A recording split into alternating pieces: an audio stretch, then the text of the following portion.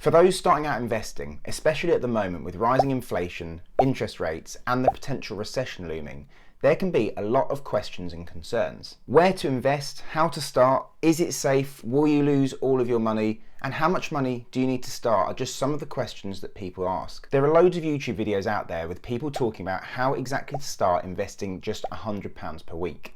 But that is actually quite a lot of money for a lot of people out there. £100 a week is essentially investing £5,200 per year, or around £425 per month. Today then we talk about a similar idea to investing £100 per week, and we talk about how to invest £100 per month. The first question we have to ask on this journey of investing £100 per month is, where do we find this extra money? Obviously there are two different ways that you can approach this. The first of which is to cut back on your spending and budget more effectively, and the second is to make more money. Cutting back on your current spending is the least glamorous of the two options. But if you do want to cut back, the first thing that you need to know is exactly where your money goes.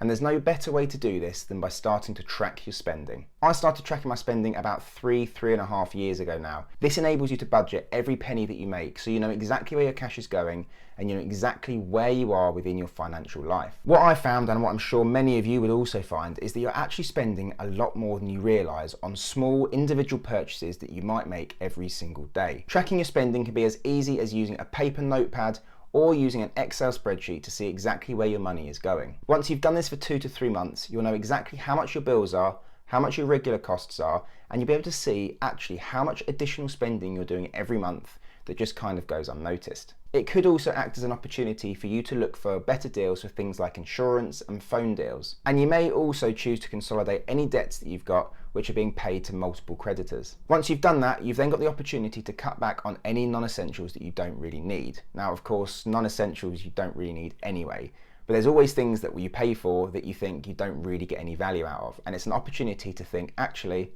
I don't need that anymore. I'd rather put my money towards investing. While you don't want to take all of the enjoyment out of your life, cutting back on just 1 or 2 non-essentials that are surplus to requirement can be a great way to find the extra cash for you to start investing. On to the more glamorous side then of making more money, and there's so many videos out there telling you about all the different side hustles that you can do to make extra cash. My favourite by far is match betting, and I have talked about this endlessly on the channel. And just by doing the sign up offers, so just by attacking that low hanging fruit, you can make between £800 and £1,000. If you are interested in match betting, I'll pop a video up above and there's a link down below to Profit Accumulator, which is the software that I use. You can also start a side hustle. Now this is something that can take a little bit longer than just clicking your fingers and it making you money. Something like YouTube, blogging and e-commerce can be really profitable, but they do take a significant amount of time to get off the ground and get to a position where you're making kind of over £100. Another way that you can make a little bit of extra income is by using things like Top Cashback to get cashback on your normal spending, or a cashback credit card. So whenever you spend money, you make that little bit back, which doesn't actually earn you any more money, it just means that you keep more of what you've got.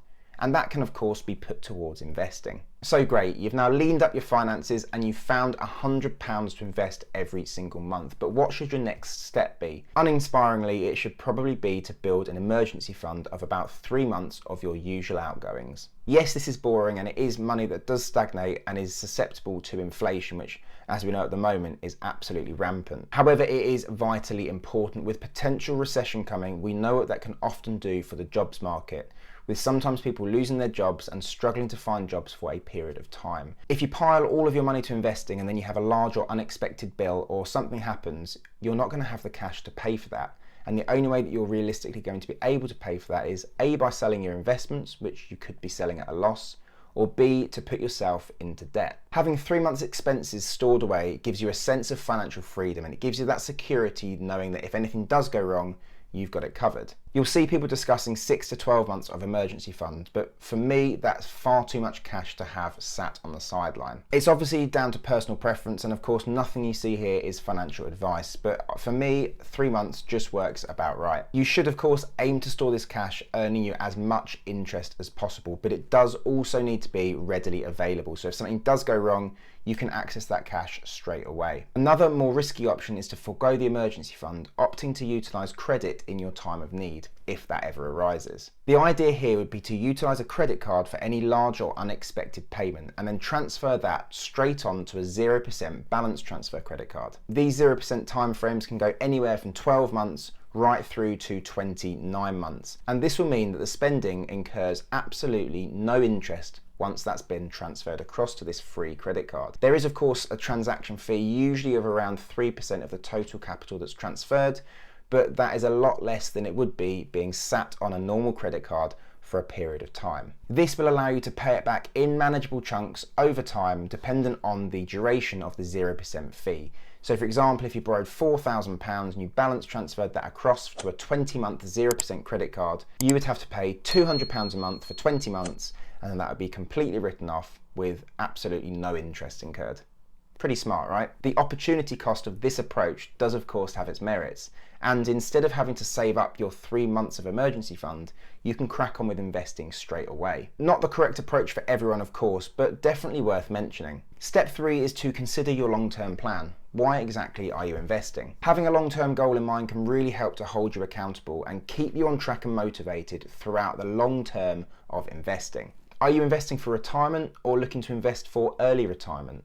Are you looking to build generational wealth for your kids, or are you just looking to help to support your children in the future? Whatever it is, this will help you to stay consistent. For example, if you're looking to retire early, you know that you only need to get your investment pot to 25 times your yearly expenses. This will allow you to live off 4% of your investments every single year without eating into your capital. So in theory, this should enable your investment pot to go on forever. If this is your goal, calculating the exact number can make it seem far more realistic. And this helps you both with motivation for finding that £100 and continue to motivate you to invest that for the future. Also, if you've already reduced your non-essential spending, as we discussed in point 1, that will lower the overall amount that you need for financial freedom, so everyone's a winner. Step 4 is then to consider where to invest and what type of investments are right for you. There are a lot of different options here, and the investment type and asset classes that you decide to invest in will impact what platform is best for you. I spoke about this a little bit in my ISA breakdown for 22-23, which I'll pop up above. If you're starting out with little to no knowledge, as most of us do when we start investing,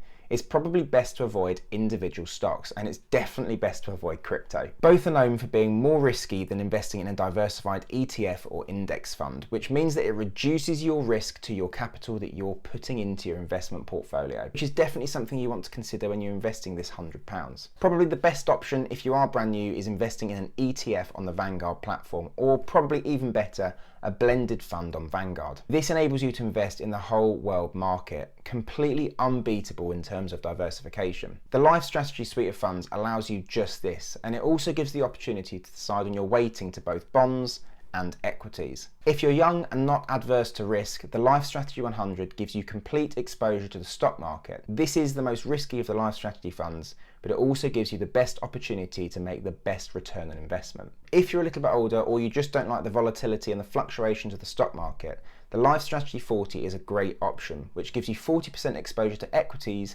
and 60% to bonds.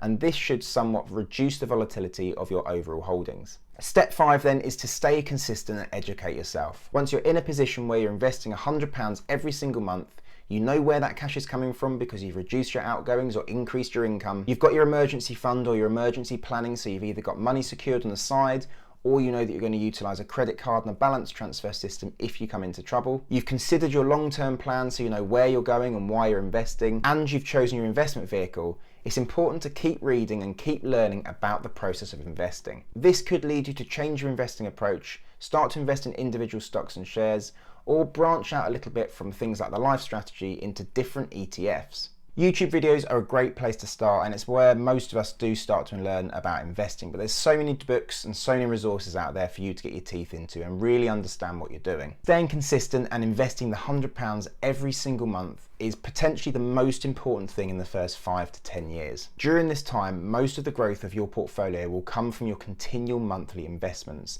and it's only towards the end of your investing journey that capital growth and dividend income outpaces your monthly deposits. I started investing using Vanguard a little over 3 years ago now, and my continual investments every single month have seen me to reach a 5-figure portfolio in that time. I reached it in under 3 years actually, which for some people might not seem like a great achievement, but for me, starting from absolutely nothing and having never invested before, I really couldn't be happier. One word of warning is that you will need to be able to stomach 50% market pullbacks without hitting that sell button.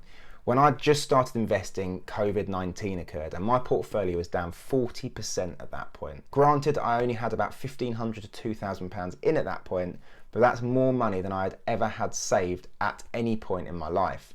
So it was very painful to see 2,000 drop down to around 1,200 overnight. If I'd hit the sell button then, I would never be where I am right now. So the most important thing is to ride it out. I say that knowing it'd be very difficult for me to stomach my £12,500 portfolio dipping to £6,250.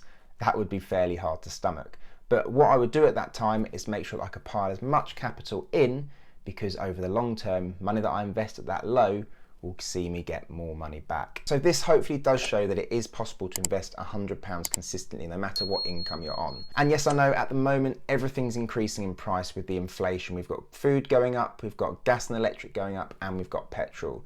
So it might be difficult to cut back and make your money go further. So why don't you check out this video here on matched betting, which will show you exactly how you can make around £400 every single month, which is tax-free, to start your investing journey.